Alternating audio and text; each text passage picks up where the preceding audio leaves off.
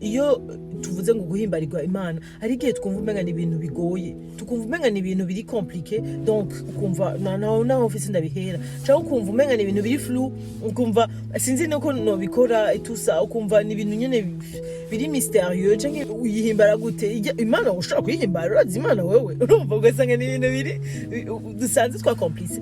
Kaze mu kiganiro Mupupu, ijwi risemerera ry'icabona ca Kristo. Ndaramukije cyane mwese turi kumwe kandi kuri no munsi, aho mperereye harakanye, hari imvura muga nta kiduhagarika. Amen. Rero abasusurutse mu Burundi cyangwa mu bindi bihugu nukuri mumenye yuko hari ubuntu budasanzwe muri ivyo. Amen. Ego hamu no munsi rero nari numva nshaka kuza kubandanya gatoyi kubasangiza ku byo numvise bimaze iminsi binduga ku mutima. Kuvyerekeye ijambo nari nahagazemwo, numvise ndongowe guhagararamwo mu vyifuzo vyanje ryo muri 2026, ari ryo muri Zaburi 37 umurongo wa 4, Psalm 37 verset 4, aho handitse ngo uhimbarirwe Uhoraho nawe azoguha ivyo umutima wawe ugomba. Amen. Ngo fais de l'Éternel tes délices, elle te donnera les désirs de ton cœur. Amen. Et hari indi version ivuga ngo mets ta joie en Dieu, en l'Éternel. Sinibuka mugabo ni nk'ivyo ni kenshi ugiye kuraba ama version atandukanye urashobora kubona bariko barasobanura un peu amajambo agoye amwamwe, ndabigira cyane mu gifaransa. Urumva rero numva nshaka tugaruke gatoye kuri ico gice ca mbere cyo kuvuga guhimbarirwa Uhoraho. Amen.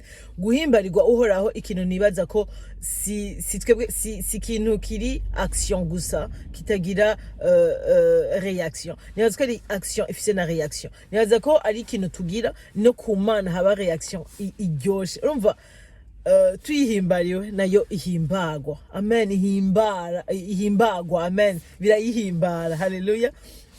Urumva rero numva aho hantu nashaka gato tuhahagarare. Iyo tuvuze ngo guhimbarirwa Imana hari igihe twumva umenga ni ibintu bigoye, tukumva umenga ni ibintu biri compliqué, donc ukumva naho ofisi ndabihera cyangwa ukumva umenga ni ibintu biri flou, ukumva sinzi nuko nobikora itusa, ukumva ni ibintu nyene biri mystérieux, biragoye none wo bigira gute. Imana none niri ngaha ngo ndayibaze sinzi, ukumva Imana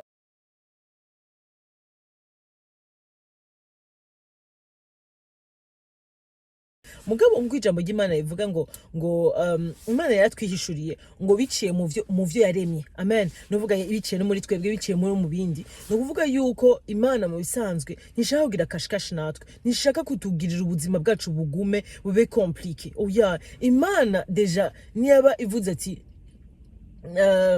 ni mundondere nuko ishaka uyitora. Amen. Kandi yaratwemereye urondeye zotora. Amen. Imana ntibesha, nukuri Imana ntibesha.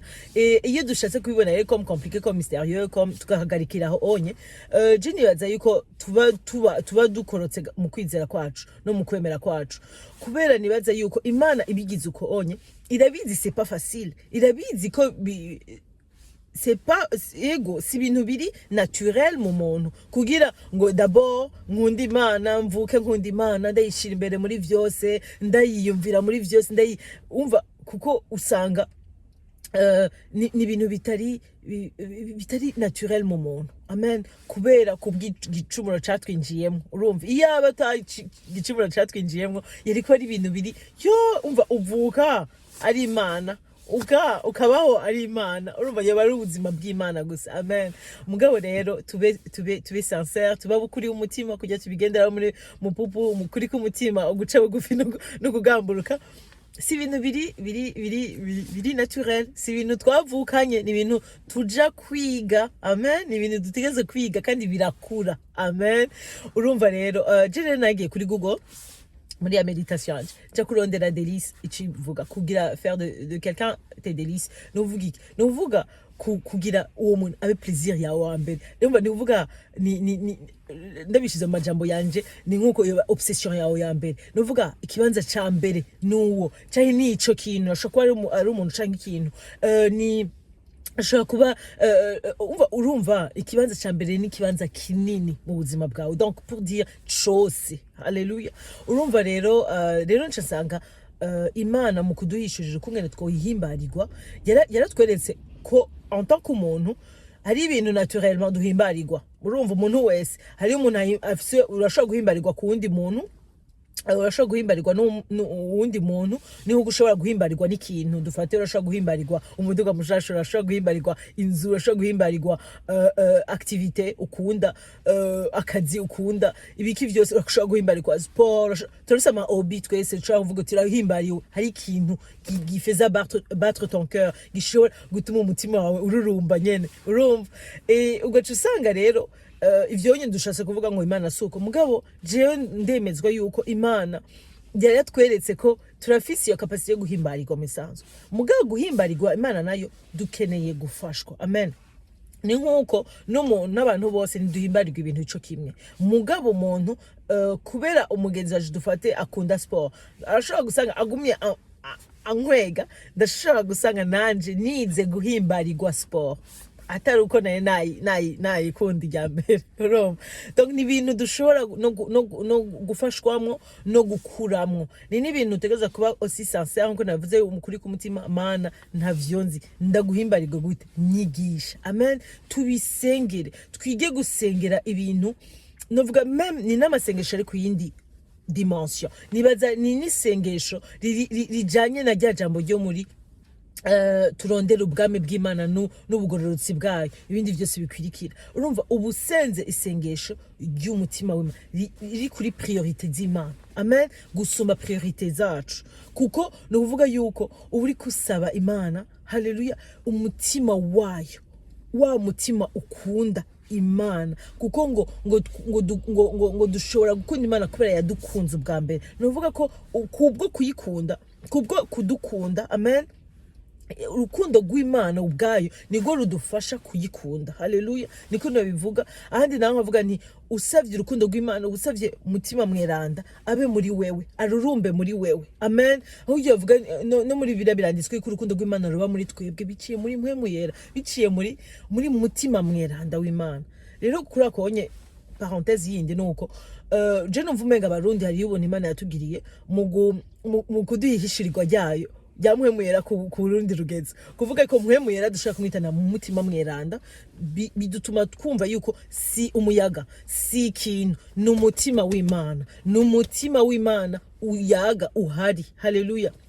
Kujya Dawidi ashobora kuvugisha umutima wanje kubera ko uhagaze muri jewe. Urumva ko yamenye ko umutima ushobora kuyagisha. Amen. Donc nuvuga ko namwemuyera ni umutima w'Imana uri muri twebwe uyaga. Amen. Dushobora kuyagisha, dushobora kubaza ibibazo. Amen. N'umutima dushobora kukomunika nayo, kandi n'umutima w'Imana. So kuvuga ko uri ucuba en dehors y'Imana, mugabo ni Imana yonyene muri twebwe. Amen. Ikintu ca mbere nibaza ko twotanguriramwo Imana ndiko nuko numvise nyagishwa ca numva no basangiza namwe. Numvise ikintu ca mbere cyo gusengera ni isengesho riciye bugufi. Uvuga Mana nukuri ndagusavye umpe kugukunda ku rundi rugezo. Amen. Umpe umutima wawe, umutima mweranda, ingururumbe muri jewe, ururumbisha urukundo rw'Imana ku yindi dimension, ku rundi rugezo. Urumva hahandi nyene numva yuko ifasha ikibanza ca mbere, ikibanza cose. Hamwe numva ko Imana ntagishoboye kuexclure mu kintu na kimwe, kuyikuramwo mu kintu na kimwe y'ubuzima bwanje. Hamwe numva ko Imana ndayivanga muri vyose. Hamwe ata chambre igihari ngo ya jewe jenyene ngo niyindi ngo sangira n'Imana. Oya, byose ndabishira mu Imana. Byose mbaza nshaka kumenya avi y'Imana, nshaka ndabirabira mu muco w'ukuri kwayo, mu muco w'umutima wayo. Amen. Umva ugasanga bivanye nuko wowe worongorwa, mugabo duhere mu gusenga. Mana mfasha kugukunda, mfasha kuba passionné yawe, mfasha no kuri Mana. Kandi rero niyaba tubisenze kubera dusenze igihuye n'ubugombe bw'Imana, akusure iyi ni 100%. Nukuri sinokubesha, iri ni sengesho udashoboye ucuba nka Yesu Kristo igihe yavuga ati Mana urakoze ko nzi kunyishura. Iyo ndumva Jean ari sûr 100% ndaziko wishura unyishura iyo ndagusavye. Umva natwe kujya kandi yaranabivuze ngo niyaba umwana w'umuntu n'ukungene ashobora kuba mesha, ashobora kuba umuntu mubi, mugabo umwana we wamusavye umukate atamuhibuye, amusavye ifi atamuha inzoka.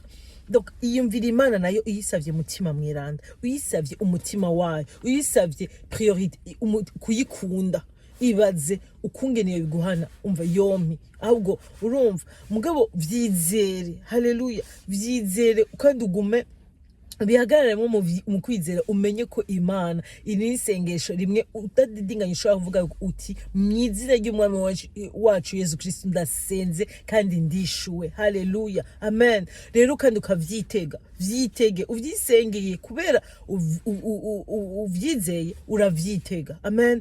Nuvuga tube abo kuri umutima mu kuvuga no guca bugufi uvuga Mana nukuri sindakubeshe, ndafise ibintu bikiri vya mbere muri je mu buzima bwanje, ndacafise ibyo nshira imbere, ndacafise ibyo nkunda vya mbere, me nukuri gamana ndagusavye ndagukunde gusumba ico kintu cose, ndagusavye ndagukunde gusumba uwo muntu, ndagusavye ndakwangaje mu buzima bwanje bwose, ndakuvanga muri numve ururumba muri je urukundo rwawe, amen. Nukuri tube ababisengera kandi twizeye ko Imana itwishura kuri iryo sengesho. Umva ndashobora gusaba Imana umuduga nkavuga ngo mwizina ry'umwami wa Yesu Kristo, nkasanga sino mwizina ry'umwami wa Yesu Kristo, mwizina ryanje, mwizina rya Nadaje, kuko uvuze mwizina rya Yesu Kristo ni kuvuga ko muvyemeranye, mugabo ugasanga none nihenze, yari juste ibyifuzo vyanje.